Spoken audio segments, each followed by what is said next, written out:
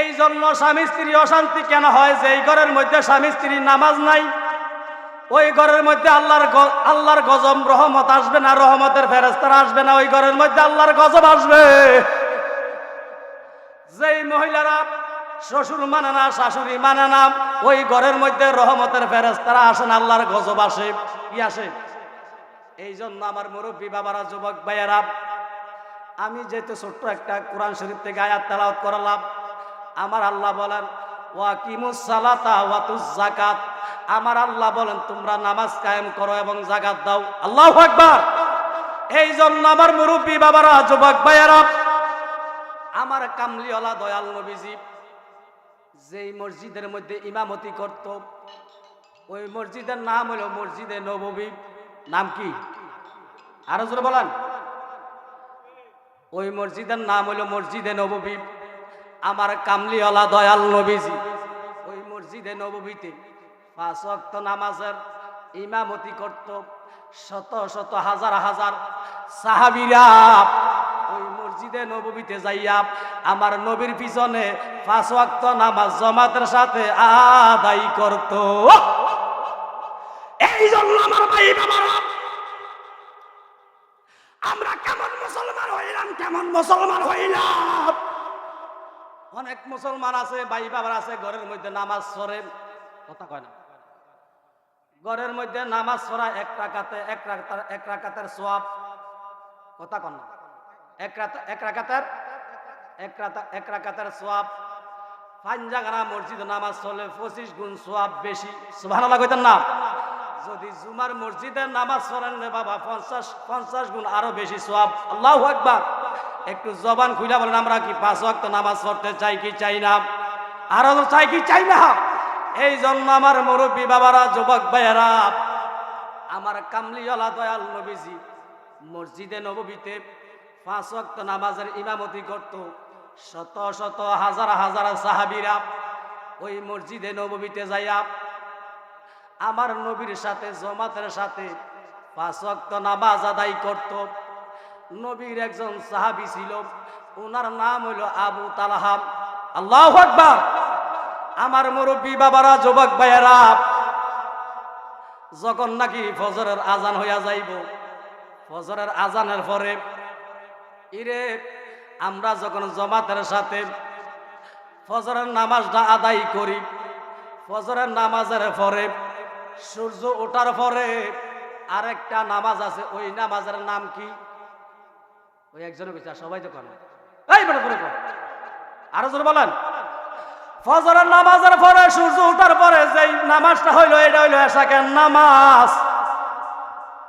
আমার কামলিওয়ালা দয়াল নবীজি সাহাবীরা মসজিদে নববীতে ফজরের নামাজ আদায় করিয়া, যেমন আমরা ফজরের নামাজের পরে তাফসীর সুবহানাল্লাহ বলি, আল্লাহু আকবার, দোয়া দুরূদ পড়ি, আমার কামলিওয়ালা দয়াল নবীজি সাহাবীদেরকে লইয়া ফজরের নামাজ জামাতের সাথে মসজিদে আদায় করিয়া সাহাবীদেরকে লইয়া আমার নবীজি মসজিদে বসে থাকে। যেই মুহূর্তে নাকি সূর্য উঠে, সূর্য ওঠার পরে আমার নবীজি সাহাবীদেরকে লইয়া এশাকের নামাজ আদায় কইরা তারপরে বাড়ি ঘরে চইলা যায়। আল্লাহু আকবার। ও আমার মুরব্বী বাবারা, যুবক ভাইয়েরা, নবীর প্রিয় সাহাবী আবু তালহা, নাম কি? আরো জোরে বলেন। আবু তালহা। এই লোকটা প্রত্যেক দিন ফরজ নামাজের সালামটা ফিরাইয়া আর মসজিদে নববীতে বসে না, নববীতে বসে না, উনি ফরজের সালামটা ফিরাইয়া বাসায় চলে যায়। বাসার মধ্যে মাত্র উনার স্ত্রী আছে, স্বামী স্ত্রী 2 জন, আর বাসার মধ্যে কেউ নাই, বাসার মধ্যে কেউ নাই। আল্লাহু আকবার।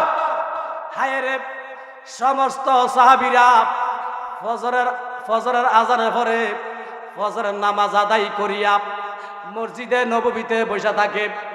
আবু তালহা প্রত্যেক দিন ফজরের সালামটা ফিরাইয়া বাসায় চইলা যায়।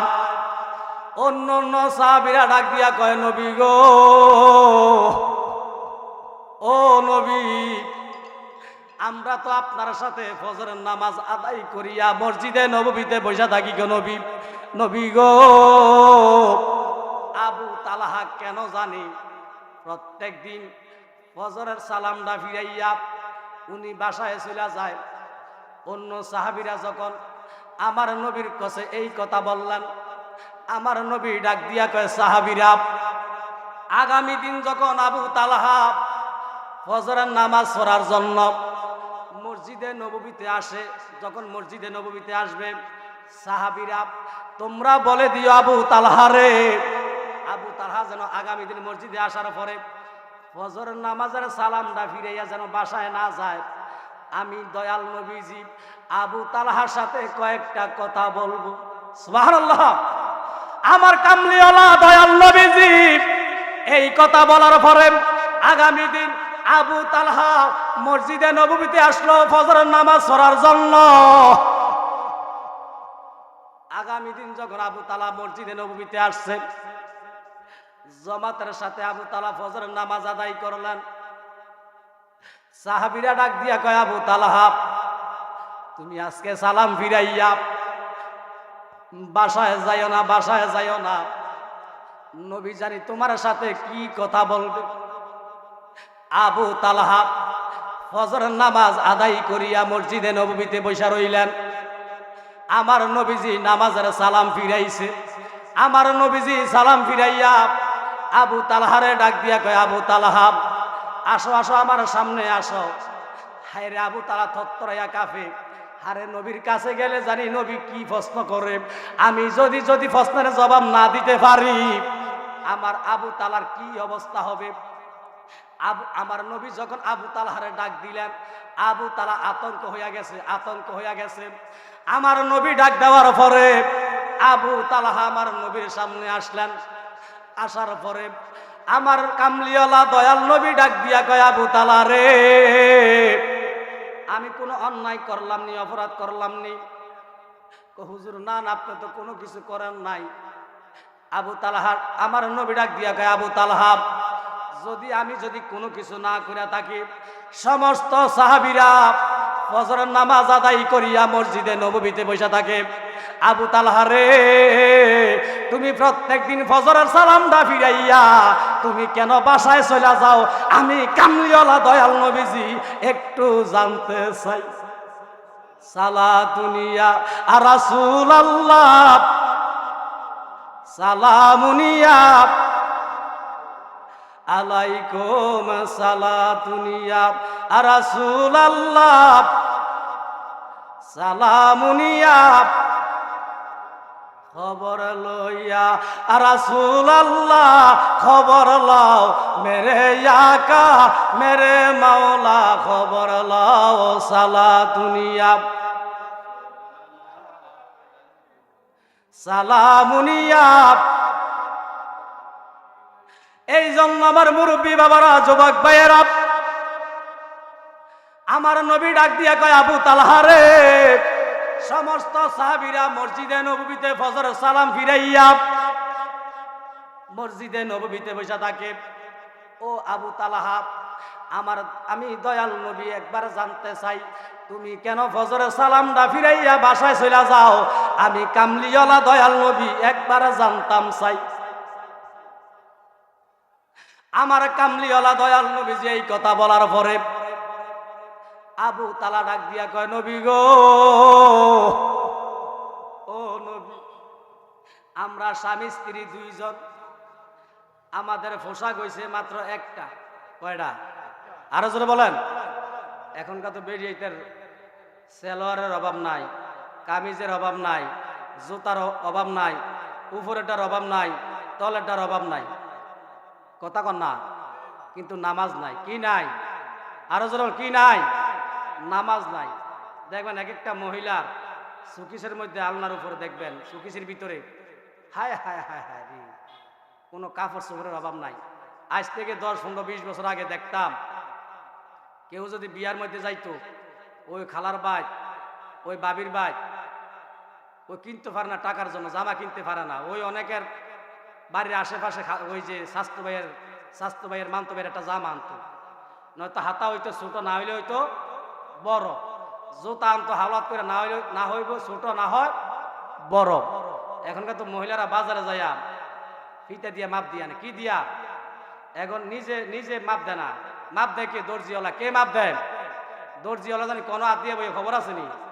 আরে কোনো খবর নাই।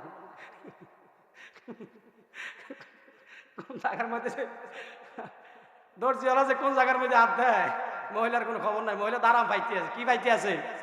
মহিলা কিন্তু আরাম পাইতে আছে। দর্জিওয়ালা যত জায়গার মধ্যে মাপ দেয় মহিলা কোনো আরামে লাগে, আরো মাপ দাও। কথা কন না, কথা কন না। এখন কিন্তু মহিলার আওয়াজ আইতা গুজাইতা বালা মহিলা পাইতেন না সহজে। বালা মহিলা আছে অল্প, খারাপে বেশি। কথা বলো না কেন? কিন্তু আবু তালহা কেমন সাহাবী ছিল রে! কিন্তু স্বামী স্ত্রী দুইজন, পোশাক কয়টা?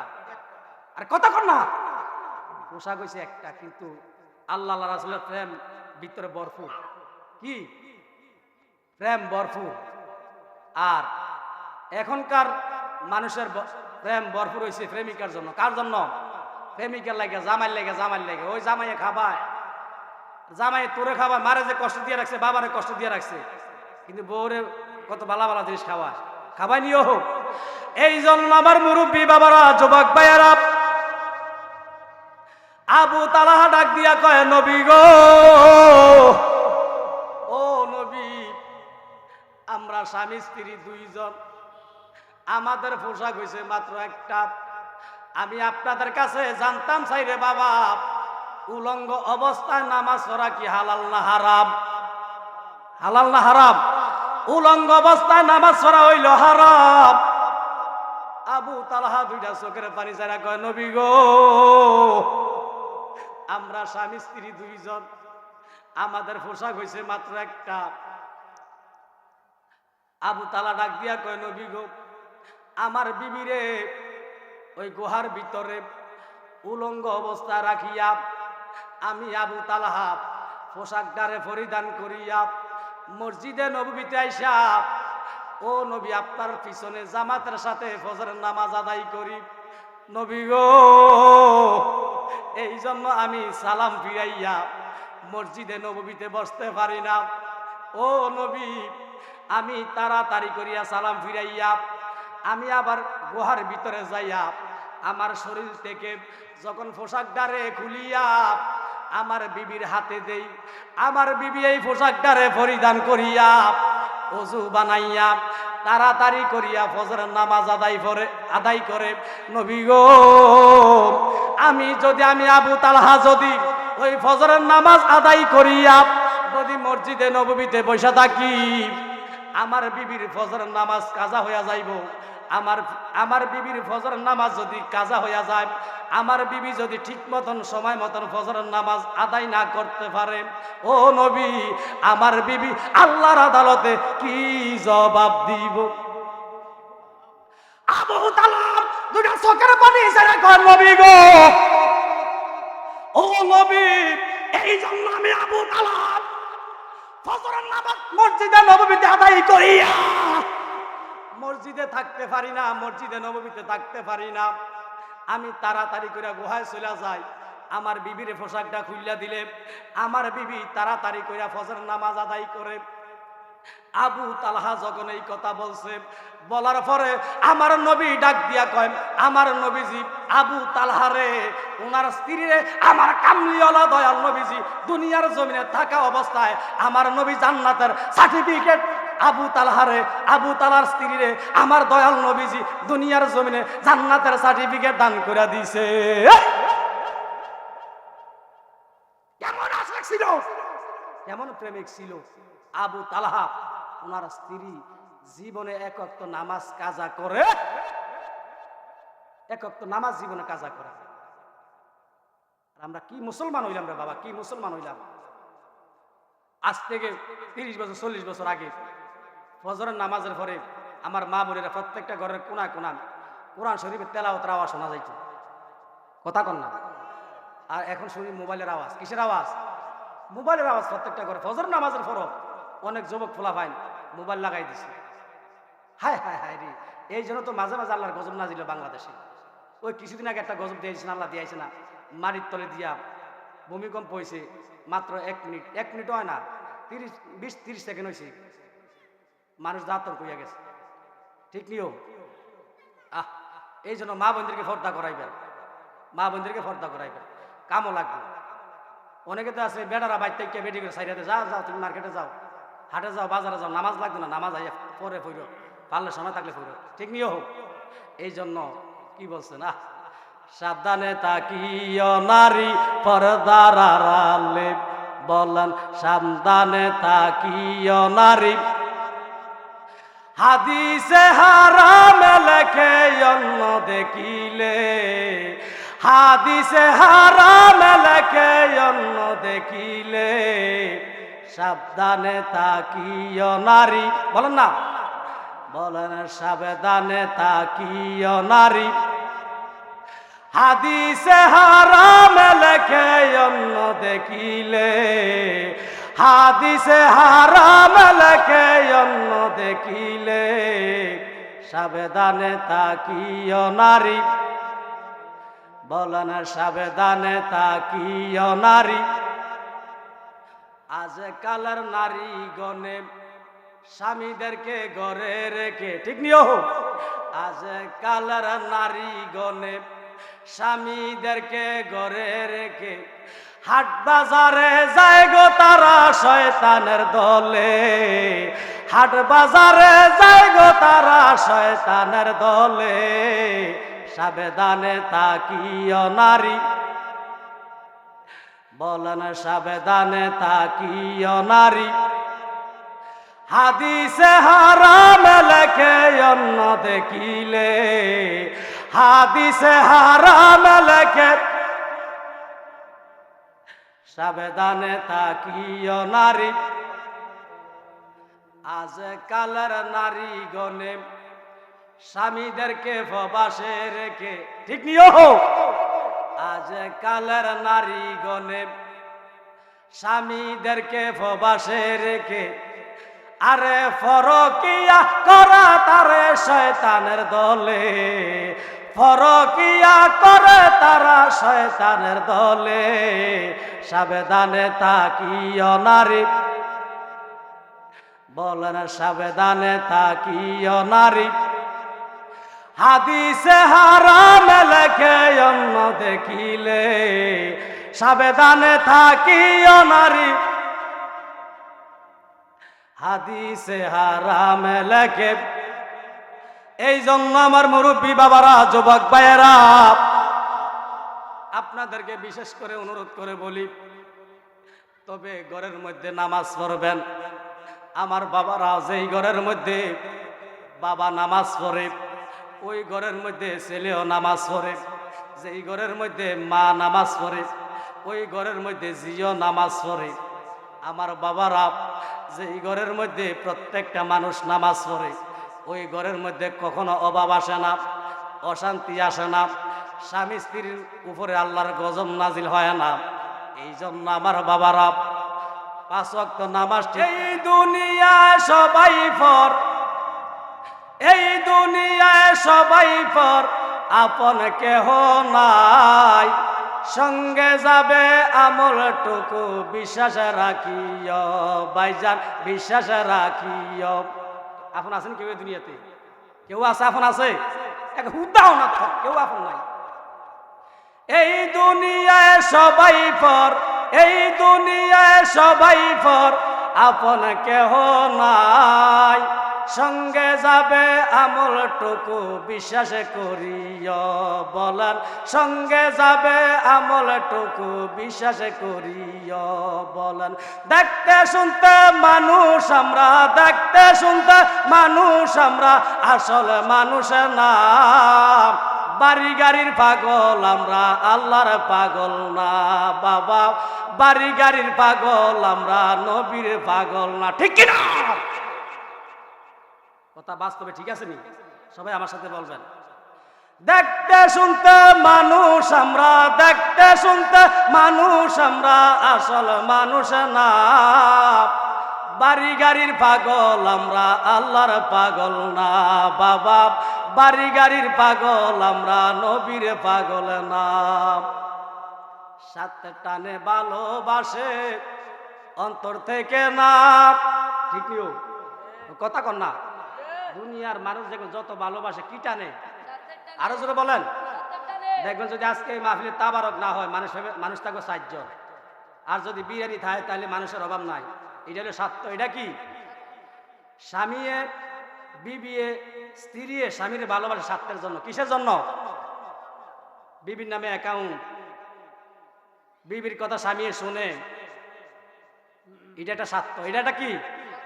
আর আমি বিয়া করার পরে যদি আমার বিবির কথা আমি না শুনি, বিবিগুলো তে হলো একটা বড় হারামজাদা। কথা কনা। আর এখন যদি ছেলেরা যদি ওই বিবির কথা না শুনে মা বাবার কথা শুনে, একটা হারামজাদা। কয়নি হোক। আর বিবির কথা শুনলে বিবি কি খুশি হয়ে জানেননি? আরে আমার স্বামীটা এমন একটা ভাবা পাইছি, আমার ছাড়া কিচ্ছু বুঝে না। ঠিক নিয়ে হোক। সব স্বার্থ। কি সব স্বার্থ। স্বার্থের টানে ভালোবাসে অন্তর থেকে নাম, ভালোবাসা মিশা কথা বিশ্বাসে করি না বাবা, ভালোবাসা বিশ্বাসে মিশা কথা বিশ্বাসে করি না। ঠিক কিনা বলেন? এই জন্য আমার মুরব্বী বাবারা, যুবক ভাইয়ারা, মহিদপুর এলাকার পর্দার মা বোনেরা গো, একটু গভীর মনোযোগ অন্তরে কান লাগাইয়া দেন। আমার কথাগুলো ঢুকাইয়া রাখবেন। বাস্তবে আছে, এখন ছেলের বউ স্বামীর কথা শোনে না, শ্বশুরের কথা শোনে না, শাশুড়ির কথা শোনে না, মন ইচ্ছা মতন চলাফেরা করে। কিন্তু আমার বাবারা অনেক ঘরের মধ্যে আছে, শ্বশুরও নামাজ পড়ে না, শাশুড়িও নামাজ পড়ে না, ছেলের বউও নামাজ পড়ে না, কোনো ছেলে সন্তানও নামাজ পড়ে না। ওই ঘরের মধ্যে আল্লাহর রহমত না গজব? কথা বলেন, রহমত না গজব? ওই ঘরের মধ্যে হইল আল্লাহ পাকের গজব। এই জন্য আমার মুরব্বী বাবারা, যুবক ভাইয়েরা, যেই ঘরের মধ্যে নামাজ আছে, যেই ঘরের মধ্যে নামাজ আছে, ওই ঘরের মধ্যে আল্লাহর রহমত আছে। আল্লাহু আকবার। এই জন্য আমার মুরব্বী বাবারা, যুবক ভাইয়েরা, এখন তো যে অবস্থা, অভ্যাস, মুসলমানের অভ্যাস, এই কেউ শুধু জুমার নামাজটা পড়ে আর পড়ে না, কেউ এক বেলা পড়ে, কেউ 2 বেলা পড়ে। আর মসজিদে আজান দেওয়ার লাগে, 5 ওয়াক্ত নামাজের আজান দেওয়ার লাগে হুজুর রাখছে, এতে যদি আজানটা 2 মিনিট পরে হয় বা আগে হইয়া যায়, এই শাস্তি। হুজুর রাখছেন এটা, আজান দিতে 5 মিনিট পরে হুজুর আইসে মসজিদে করি, হুজুর আছে খানা দেওয়া হবে না। আসেনি হুজুর দোষ ধরা লাগে অভাব নাই, হুজুরের দোষ ধরা লাগে কি নাই? হ্যাঁ, তারা বানায় রাখছে মসজিদের কেশিয়ার, শুক্কুর। কথা কনা। মসজিদের কেশিয়ার বানায় রাখছে, সেক্রেটারি বানায় রাখছে শুক্কুর। কথা বলো না কেন? হেতে তো হেদায়েত না, হেতে মানুষ কি কইব? হেতে মানুষের দোষ ধরা লাগে বালা আবার। কথা কন না? বহুত মসজিদের সভাপতি, সেক্রেটারি নামাজ পড়ে না। কথা বলো না কেন? নামাজও পড়ে না, মুত্তা ফানিও, নামাজও পড়ে না, ফরসাব করে ফানিও। এমন মসজিদের সেক্রেটারি সভাপতি আসেনি হোক, তো মানুষ কেমনে হেদায়েত হইতো? এই জন্য আমার মুরব্বী বাবারা, যুবক ভাইয়ারা, আপনাকে আল্লাহ দোয়াই নামাজটা চাই না ভাই। এই যে অনেক মুসলমান শীতে দিয়ে ফজর নামাজ মনে হয়, এমনও আছে 3 মাসের ভিতরে এক ফজর নামাজও পড়ে না। এমন মুসল্লি নাই? এমন মুসল্লি আসেনি হোক। এই জন্য আমার মুরব্বী বাবারা, যুবক ভাইয়ারা, আমার পর্দার আড়ালের মা বোনেরা গো, নামাজ না পড়লে জান্নাতে যাইতে পারবা না, জান্নাতে যাইতে পারবা না। নামাজ না পড়লে যাইতে হবে জাহান্নামে। কই যাইব? কথা কই যাইব? নামাজ না পড়লে যাইব জাহান্নামে, নামাজ পড়লে যাবে জান্নাতে। এখন নামাজ পড়া ফরজ। নামাজ পড়া কি? পর্দা করা কি? ও মাগো, নামাজ পড়াও ফরজ, পর্দা করাও। তো মহিলাদের পর্দা কই? ওই বেড়া একটা দেখলে ভার না, পর্দা হাঁকাইয়া মাকাইয়া বেড়া কথা কইতো আই। কথা কয় না কেন? বাংলাদেশ অবস্থা খারাপ হইয়া গেছে, মহিলাদের পর্দা নাই। বেড়া একটা দেখলে আরো নাকি দরজা জানলা খুলে দিয়ে কাম নেই, কেউ গড়াইয়েন কাউ খালতো বাইন নিও, মামতো বাইন নিও, আর হুবাতো বাইন নিও, গড়াইয়েন। আমরা বহুদিন পরে দেখছি। আরে কথা কল না, খালতো বাইন গড়াইয়েন বহুদিন পরে মাসাল্লাহ খালতো বাইরে, তালতো বাইরে, মামতো বাইরে বালা খাওয়াইয়া কামনের তো দেখি না। আঙ্গ হেবার দেয় 3 বছর বিদেশ, আপনি কি মাঝে মাঝে আইতেন পারেন না? আইয়া কি আবার চাইতেন পারেন না? ও কথা কয় না, আর কথা কন না। এই জন্য নামাজ ছড়া ফরজ, পর্দা করাও যদি ফরজ হইয়া থাকে, কই পর্দা গেছে, কই নামাজ গেছে? আমরার মুসলমানের নামাজও নাই, পর্দাও নাই, নামাজও নাই, পর্দাও নাই। মাঝে মাঝে কয়েকজন হুজুর একটু দোয়া করেন, কি দোয়া করতাম? হুজুর একটু দোয়া করে, কি দোয়া করতাম? ও হুজুর, আমার ঘরের মধ্যে স্বামী স্ত্রী অশান্তি আর অশান্তি, যদি কই নামাজ পড়ি, নামাজ পড়ছি, হুজুর মাঝে মাঝে পড়ি। দেখছেন কত বড় বেয়াদ।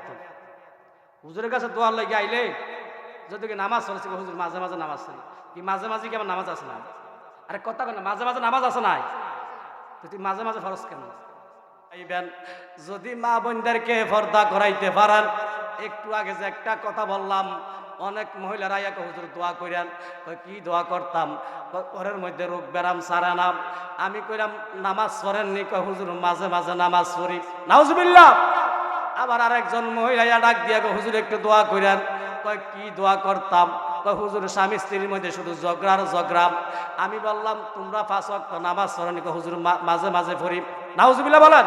এই জন্য আমার মুরব্বী বাবারা, যুবক ভাইয়েরা, যদি মাঝে মাঝে নামাজ পড়েন তাহলে আল্লাহওয়ালা হওয়া যাবে না, মুমিন হওয়া যাবে না, মুত্তাকিন হওয়া যাবে না। যদি আপনি আল্লাহর জান্নাতে যাইতে চান, নিজে 5 ওয়াক্ত নামাজ পড়বেন, সন্তানকেও নামাজের তাকিদ দিবেন, স্ত্রীকেও নামাজের তাকিদ দিবেন, ছেলে সন্তান বিবি যারা আছে সবাইকে নামাজের তাকিদ দিবেন। ইরে আপনি যখন 5 ওয়াক্ত নামাজ পড়বেন, আপনি যখন আল্লাহওয়ালা হইয়া যাইবেন, মরার পরে আপনার জন্য জান্নাত রেডি হইয়া থাকবো। নবীজির গোলামের, মাওলাজির গোলামের কোনো চিন্তা নাই। চলো নবীর জান্নাতে মদিনাতে যাই, চলো নবীর জান্নাতে।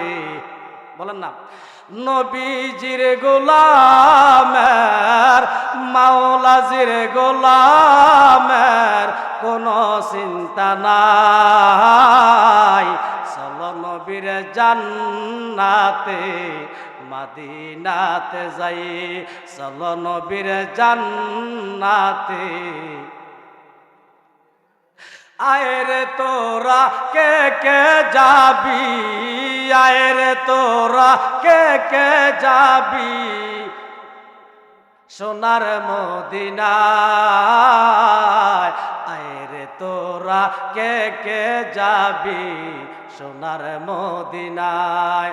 আয়রে তোরা কে কে যাবি সোনার মদিনায়।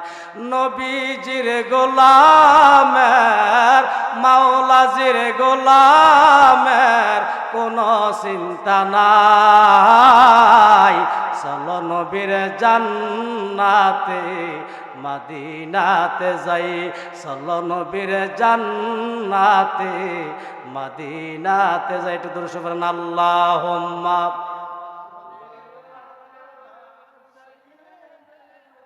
মাওলানা মুহাম্মাদ ওয়ালা